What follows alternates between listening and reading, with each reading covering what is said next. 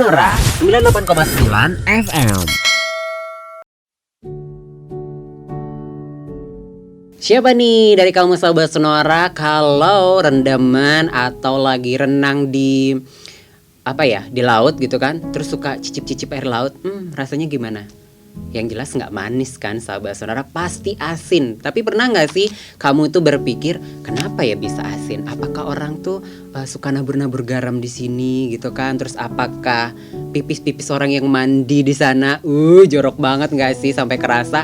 Atau mungkin keringet dari ikan? Nah, masa iya ikan keringetan sampai membuat air lautan terasa asin? Wah, ternyata nih sahabat Sonora, tahu nggak sih? Ternyata ada beberapa penyebab kenapa sih air laut itu asin gitu ya. Seperti biasa, aku berbicara ini berdasarkan teori dan juga beberapa sumber yang aku kutip ya sahabat Sonora. Jadi usut punya usut. Waduh, usut punya usut. Air laut ini terasa asin karena di dalamnya itu terkandung lautan garam.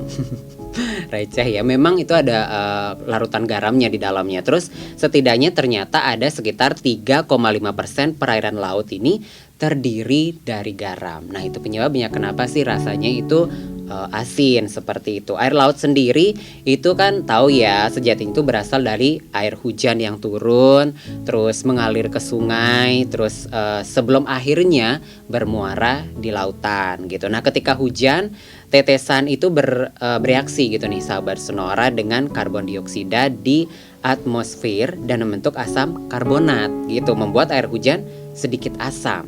Nah, air hujan asam inilah yang ternyata kemudian ini bereaksi dengan mineral yang ada di bebatuan, terus membentuk mineral dan juga garam baru. Jadi itu menyebabkan kenapa sih air laut ini terasa asin, karena memang ada larutan garamnya dan proses dari hujan terus turun ke sungai. Jadi nge-TikTok ya.